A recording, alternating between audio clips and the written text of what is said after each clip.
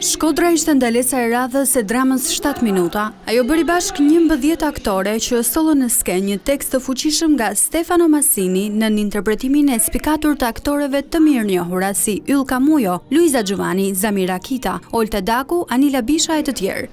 Po mu halandit dhe pabesueshme që sot jam të foltu me ju, kur mu para 5 viteve, që kule jate që të flitësha. Pjesa teatrale trajton historinë e një grupi punëtoresh të një biznesi tekstilesh i cili do të blihet nga një kompani shumë kombëshe. Gratë duken të lehtësuara që nuk do të ketë pushime nga puna, por në marrëveshjen e shitjes ka një pikë të veçantë.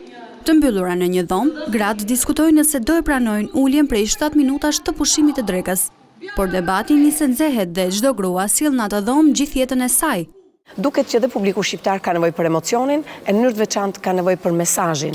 Pra, përveç argëtimit do të marrë edhe një mendim të bukur në shfaqjet teatrale. Tema që për cilën flitet në 7 minuta është një temë e cila na përket dhe mbetet shumë aktuale.